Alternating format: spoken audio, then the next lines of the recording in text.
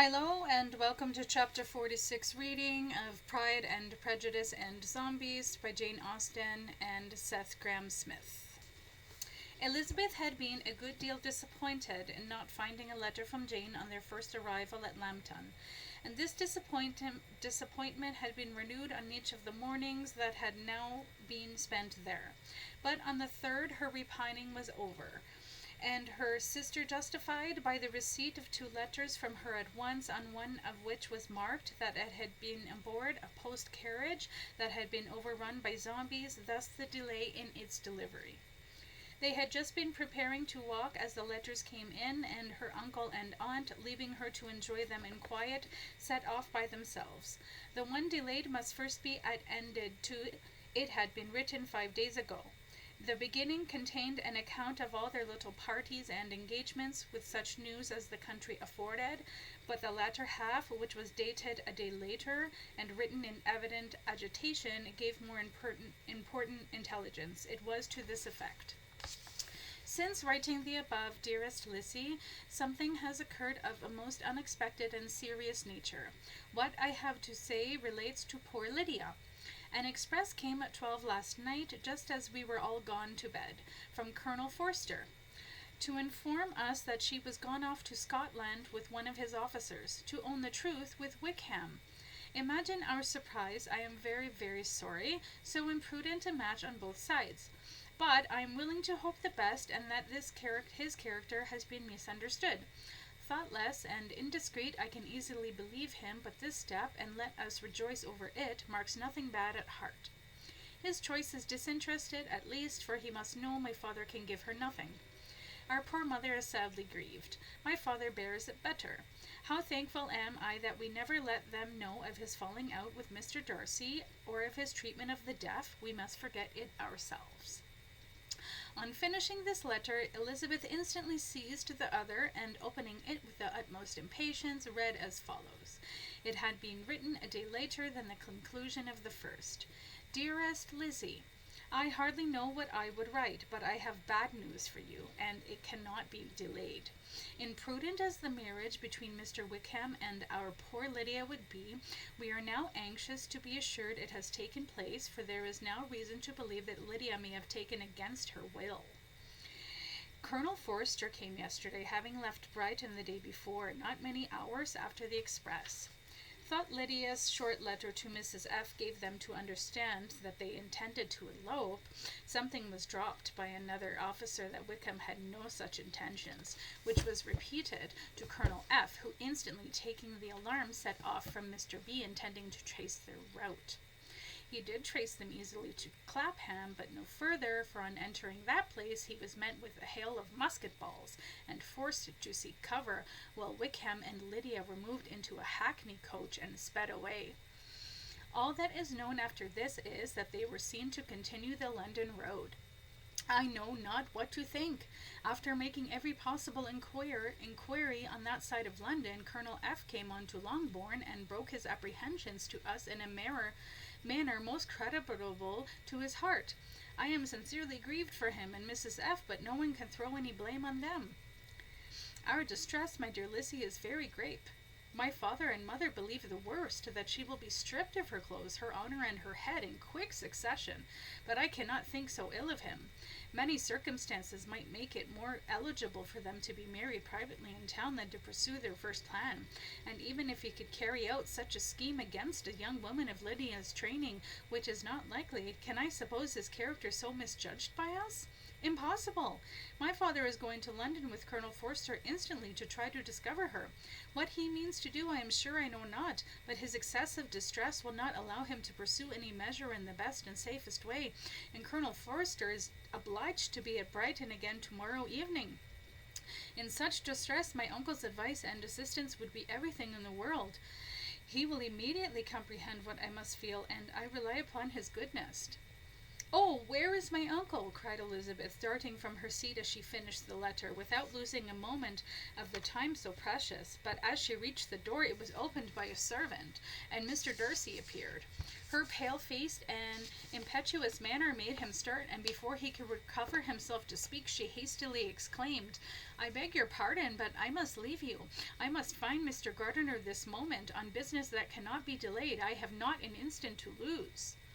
"Good God, what is the matter?" cried he. "I will not detain you in a minute, but let the servant go after Mr. and Mrs. Gardiner. You are not well enough. You cannot go by yourself." Elizabeth hesitated, but her knees trembled under her, and she felt how little would be gained by her attempting to pursue them. Calling back the servant, therefore, she commissioned him, though in so breathless an accent as made her almost unintelligible, to fetch his master and mistress home immediately.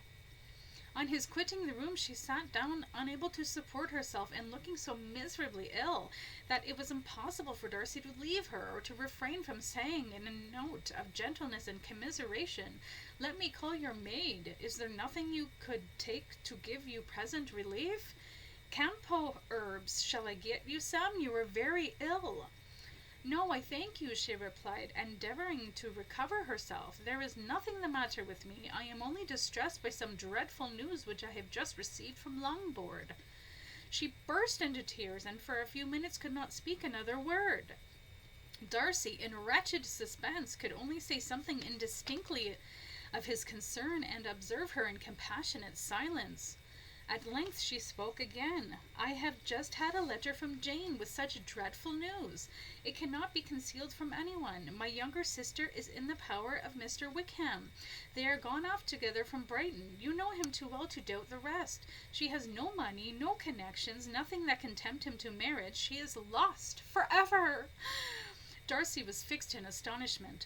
"When I consider," she added in a yet more agitated voice, "that I might have prevented it. I, who knew what was he. Had I but explained some part of it only, some part of what I learnt to my own family. Had his character been known, this could not have happened, but it is all too late now." "I am grieved indeed," cried Darcy. "Grieved, shocked. But is it certain? Absolutely certain?" "Oh, yes. They left Brighton together on Sunday night, and were traced almost to London, but not beyond. Colonel Foster has reason to doubt their elopement, and suspects that Lydia was taken against her will." "And what has been done? What has been attempted to recover her?" "My father has gone to London, and Jane has written to beg my uncle's immediate assistance, and we shall be off, I hope, in half an hour. But nothing can be done. How are they even to be discovered? I have not the smallest hope." Darcy shook his head in silent acquiescence. "When my eyes were opened to his real character, oh, had I known what I ought, what I dared to do, but I knew not. I was afraid of doing too much. Wretched, wretched mistake." Darcy made no answer. He seemed scarcely to hear her, and was walking up and down the room in earnest meditation, his brow contracted, his air gloomy. Elizabeth soon observed and instantly understood it. His opinion of her was sinking, and everything must sink under such a proof of family weakness, such an assurance of the deepest disgrace. Never had she so honestly felt that he could have loved him as now, when all love must be vain. Covering her face with her handkerchief, Elizabeth was soon lost to everything else, and was only recalled to a sense of her situation by the voice of her compassion. "Would to heaven that anything could be either said or done on my part that might offer consolation to such distress! But I will not torment you with my vain wishes, which may seem purposely to ask for your thanks. This unfortunate affair will, I fear, prevent my sister's having the pleasure of seeing you at Pemberley today. Oh, yes, be so kind as to apologize for us to Miss Darcy. Say that urgent business calls us home immediately. Conceal the unhappy truth as long as it is possible. I know it cannot be long." He readily assured her of his secrecy, again expressed his sorrow for her distress, wished it a happier conclusion than there was at present reason to hope, and leaving his compliments for her relations with only one serious parting look, went away. As he quitted the room, Elizabeth felt how improbable it was that they should never see each other again on such terms of cordiality again. and as she threw a retrospective glance over the whole of their acquaintance, so full of contradictions and varieties, sighed at the perseverance of those feelings which would now have promoted its continuance, and would formerly have rejected in its termination. She saw him go with regret, and in this early example of the shame which was Lydia's imminent violation and murder must produce, found additional anguish as she reflected on that wretched business. Never, since reading Jane's second letter, had she entertained a hope of Wickham's meaning to marry her. No one but Jane, she thought, could flatter herself with such an expectation. Surprise was the least of her feelings with this development. While the contents of the first letter remained in her mind, she was all surprise, all astonishment that Wickham should have captured a student of Shaolin, even one so careless as Lydia. But now it was all too natural, for such was her eagerness for the company of handsome officers that her guard would have been sufficiently lowered to allow such a disgrace. Elizabeth was wild to be at home, to hear, to see, to be upon the spot, to share with Jane in the cares that must now fall wholly upon her, in a family so deranged, a father absent, a mother surely vomiting by now and requiring constant attendance. And though almost persuaded that nothing could be done for Lydia, her uncle's interference seemed of the utmost importance. Until he entered the room, her impatience was severe. Mr. and Mrs. Gardiner had hurried back in alarm, supposing by the servants' accounts that their niece was slain by some unknown enemy. But satisfying them instantly on that head, she eagerly communicated the cause of their summons, reading the 2 letters aloud. Mr. and Mrs. Gardiner could not but be deeply afflicted. Not Lydia only, but all were concerned in it, and after the first exclamations of surprise and horror, Mr. Gardiner promised every assistance in his power. Elizabeth, though expecting no less, thanked him with tears of gratitude, and all 3 being actuated by one spirit, everything related to their journey was speedily settled. They were to be off as soon as possible. "But what is to be done about Pemberley?" cried Mrs. Gardiner. "John told us Mr. Darcy was here, and when you were sent for us. Was it so?" "Yes, and I told him we should not be able to keep our engagement. That all settled." "What shall we tell our other friends?" said the other as she ran into her room to prepare. "Oh, how I wish there were time to see Shylock once more." But wishes were vain, or at least could only serve to amuse her in the hurry and confusion of the following hour. Had Elizabeth been at leisure to be idle, she would have remained certain that all employment was impossible to one so wretched as herself. But she had her share of business as well as her aunt, and amongst the rest there were notes to be written to all their friends at Lambton with false excuses for their sudden departure. An hour, however, saw the whole completed, and Mr. Gardiner meanwhile having settled his account at the inn, nothing remained to be done but to go, and Elizabeth, after all the misery of the morning, thought herself in a shorter space of time than she could have supposed seated in the carriage and on the road to Longbourn.